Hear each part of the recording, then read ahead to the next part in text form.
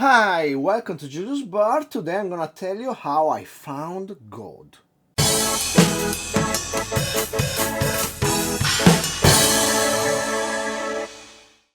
And I found God in the most classical way. I saw the light in a dream. I woke up around 3 a.m. one night, maybe 2, 3 weeks ago, with this clear idea of what was going on. I have this sensation of what is the truth about the universe. And I would say I saw a light. And I made myself a mental note at that time because it was 3 a.m. and I was like, oh my god, now I'm just gonna go back to bed. I'm gonna completely forget about the revelation I had. But I really strongly thought about it. I was like, Giulio, when you wake up in the morning, please remember that this is the truth. This is the way.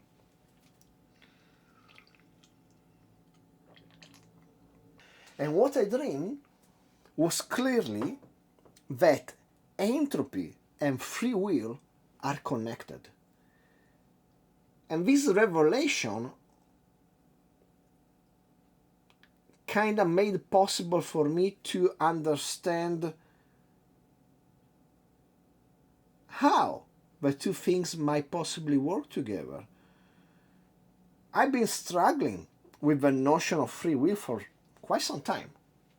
How it's possible that we can do something that we are not meant to be doing, just as set in motion by the laws of physics and the universe.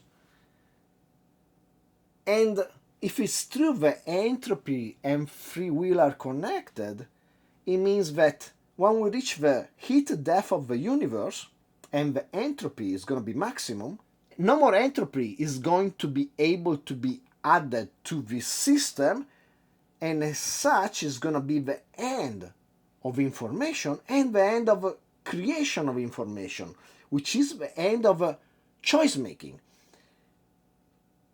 And choice making, I think it's probably hidden in every exothermic reaction which happens in the universe.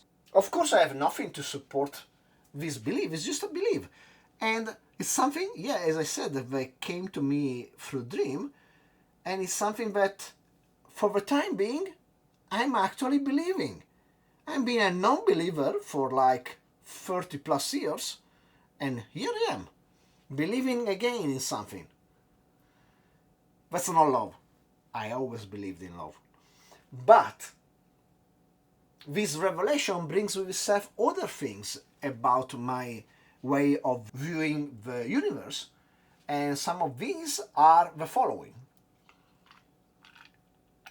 I don't believe during the Big Bang any law of physics were actually broken. The law of physics were being written in that moment, so there was no way of breaking them. And I believe there are probably infinite universes that might occupy the same space as our universe, but might occupy a different physical space, and it might happen that at some point different universes might collide. So actually we will never reach the heat death of the universe. The universe, while our universe is expanding, maybe at some point it's gonna just hit another universe. They're gonna merge. The rules of the other universe might be different, which might lead to any kind of unknown things, explosion, black holes, whatever, new things. They're gonna merge again together and they're gonna rise again to a new Big Bang. Because one thing I cannot bring myself to believe is that our universe is one and it's a one-shot thing. I just cannot believe that, because that doesn't explain anything.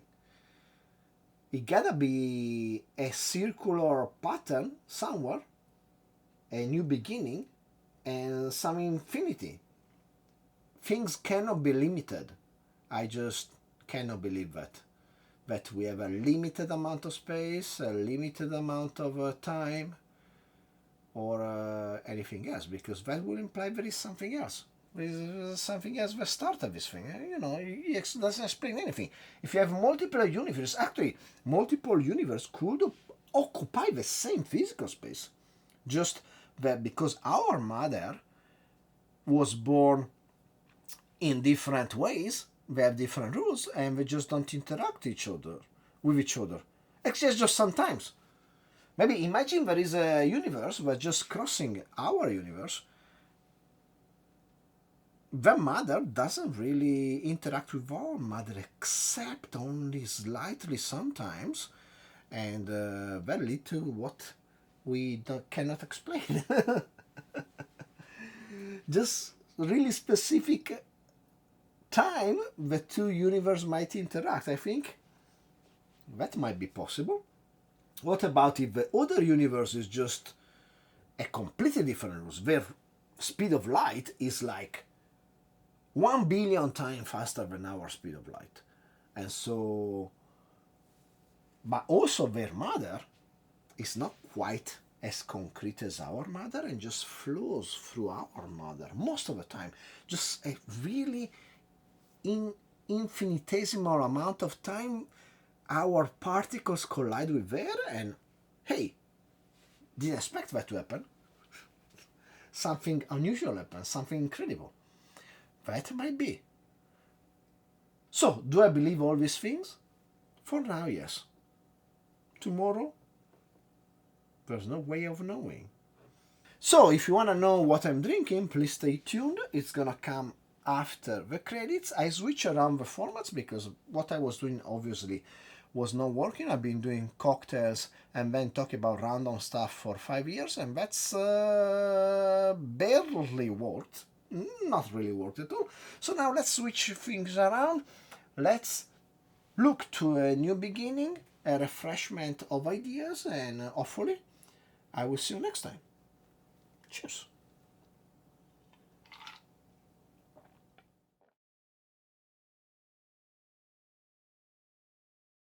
The cocktail I'm going to propose you today is going to be a variation on my Around the World with Francisco. It's a cocktail I developed now 3 years or so ago, and it was a cocktail designed for a competition for the Flor de Caña rum. But I was like, let's make it again and possibly make it in a way that's less fancy and just more straightforward. So let's start by peeling one lime. This, I would say it's optional, but it's something in the tradition of Hemingway's cocktail to use every part of the fruit so we don't waste anything. So we just put the peel in the shaker to extract every last tiny bit of flavor. Then we squeeze said lime. This is a small lime, it's probably gonna make 15-20 milliliters of juice. Let's add also some basil leaves. Just gonna add this bunch. They are really small leaves. Then let's go on with, I would say, 1 dash of coffee liqueur. I'm using Borghetti, which is the best. And yeah, like I'm gonna just put a bit less than half teaspoon. Then I'm gonna put some sugar syrup. I would say 10 milliliters should be enough, as the lime was fairly small. This is a 2-to-1 sugar syrup. 2 parts sugar, 1 part water, and the sugar is divided half and half between white sugar and Cocteau, Japanese brown sugar. And we finish with 75 milliliters of rum. I have here this aged rum from Panama, courtesy of Costco. Always great value.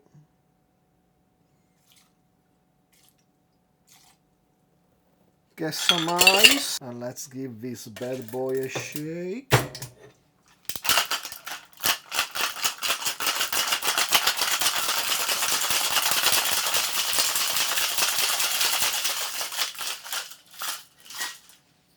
let's put that on the side while we get more ice that we are gonna crack in a pewter vessel. If you have pewter mug or something like that, it's great for these frozen drinks, a mojito or a mint julep. Let's fine strain the contents of our shaker. Let's give it a bit of a churn, if I can. Let's top off our glass with more cracked ice. Bit more churn, and let's decorate with basil sprig. And there you go, and around the world with Julia, I guess. Cheers.